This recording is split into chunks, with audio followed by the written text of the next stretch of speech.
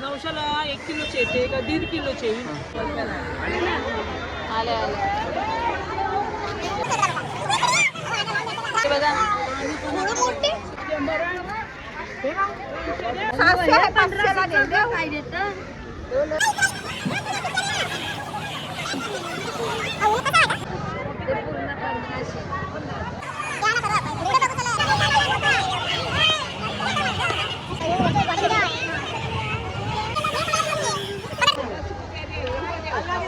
नमस्कार मंडळी, आज आपण आलो आहोत सँडशरोळ स्टेशनला आणि आता इथून आपल्याला जायचं असेल भाऊच्या धक्क्याला तर तुम्हाला पहाटे 4 ते 4:30च्या दरम्यान यावं लागेल आणि इथून म्हणजे स्टेशनच्या बाहेरूनच ना तुम्हाला भेटणार आहे टॅक्सी, जे की शेअर टॅक्सी तुम्हाला इथून अवेलेबल होतील आणि तिथून फक्त ना 10 ते 15 मिनिटावरच भाऊचा धक्का आहे.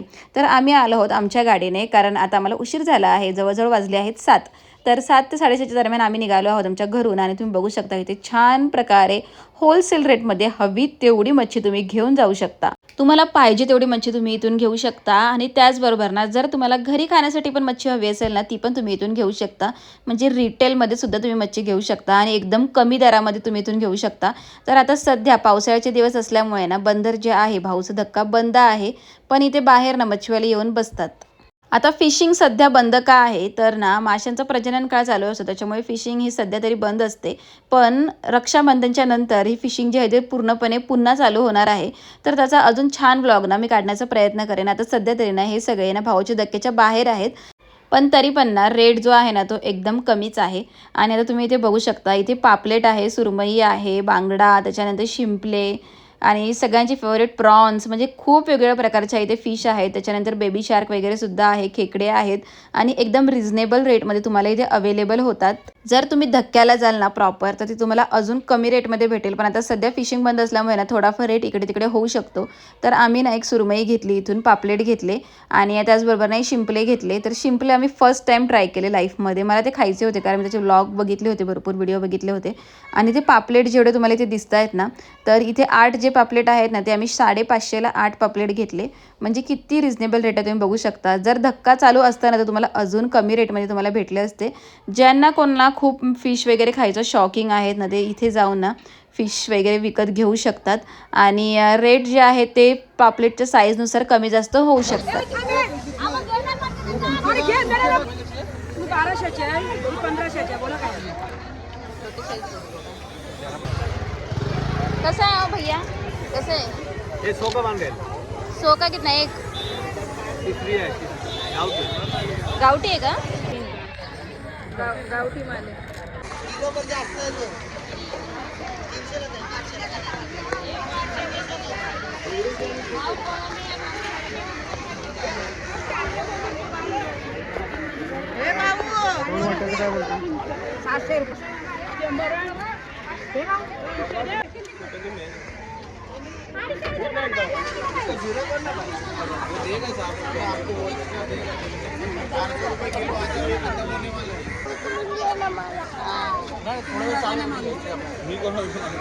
किती मोठी आहे बघा,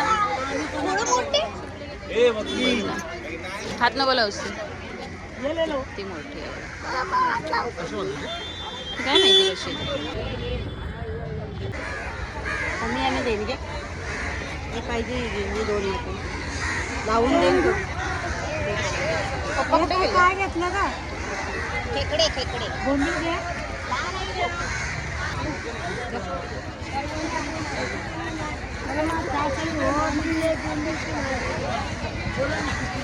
वाटा. 1500ची एक इकली मिनिमम आता 4. आता हा फिश जो आहे ना तो आहे बेबी शार्क, कारण की हा शार्कसारखा दिसतो आणि ह्याला मुशीसुद्धा म्हणतात. हा खूप टेस्टी लागतो, ह्याच्यामध्ये काटा नसतो आणि ह्याचं कालवण जे आहे ते एकदम छान होतं. पण ना हा तिथे होता 600ला 4 फिश होते, हे म्हणजे रिझनेबलच आहेत. पण आम्ही त्यांच्याकडे ना 2 फिश मागत होतो, पण त्यांनी काय आम्हाला दिले नाही आणि मग म्हटलं जाऊ दे चला आपण पुढे घेऊया. तर आम्ही सुरमई घेतली, कितीला घेतली ते पुढे सांगते तुम्हाला. आणि एकदम छान होती, एकदम फ्रेश फिश इथे आहे. तुम्ही कोणतीही फिश घ्या, तुम्हाला इथे शिळी फिश अजिबात भेटणार नाही. एकदम रिझनेबल रेटमध्ये आणि एकदम छान ताजी ताजी फिश तुम्हाला इथे अवेलेबल होईल. आणि झिंगा पण ना एकदम रिझनेबल रेटमध्ये होता. 200ला वाटा होता, म्हणजे तो वाटा बघा तुम्ही किती मोठा होता. आणि काही काही ठिकाणी तर 300ला भरपूर म्हणजे 1.5 किलो 2 किलो झिंगा अवेलेबल होत होता. तुम्हाला जर बार्गेनिंग करता येत असेल ना तर तुम्ही इथे गेल्याच्या नंतर ना अजून स्वस्त फिश तुम्हाला इथे घेता येईल. आता इथे ना आम्ही पापलेट चेक करत होतो कितीला आहेत, तर इथे आम्ही 550ला त्यांच्याकडे मागत होतो आणि फायनली त्यांनी आम्ही पूर्ण मार्केट फिरून आलो आणि नंतर गेल्याच्या नंतर त्यांनी आम्हाला दिले 550ला 8 पीस आम्हाला इथे भेटले आणि कटिंग करायचे वेगळे पैसे असतात. तर 8 फिश म्हणजे 8 पापलेट कटिंग करायचे 30 का 40 रुपये त्या मावशींनी घेतले. किती बोलतायत? 900ला 1 किलोचे येते का 1.5 किलोचे कोणी 2.5 ते 3 किलोचा आणि मालामध्ये पण फरक आहे. 1450. आता इथे बार्गेनिंग चालू होती आणि ह्या खूप मोठ्या सुरमई होत्या आणि ताज्यासुद्धा होत्या. तर ही जी आहे ना ती मी 1100ला घेतली आणि ते 2.5 का 3 किलो भरली.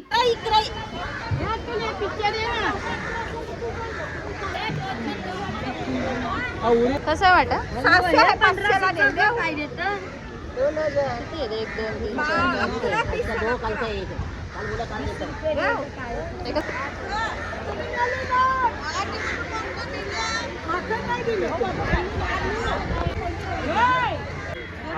रेट पण थोडी जास्त राहते.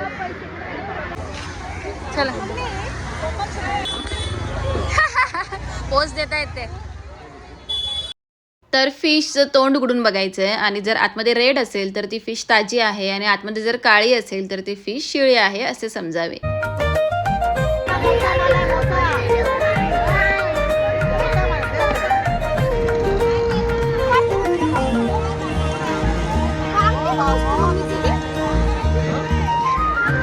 मजा आहे.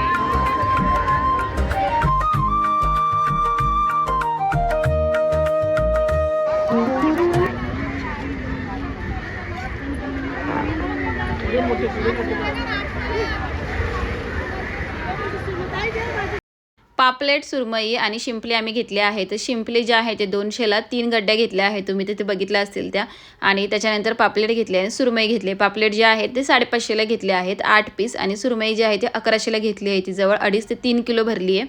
आणि आता इथून आम्ही निघालो आहोत घरी. नारळी पौर्णिमा झाल्याच्या नंतर ना भाऊचा धक्का हा पूर्णपणे ओपन होईल आणि त्यानंतर ना संपूर्ण डिटेलिंगमध्ये व्हिडिओ बनवायचा मी नक्की प्रयत्न करेल. ईच अँड एव्हरी फिशची प्राईस तुम्हाला त्यामध्ये समजेल.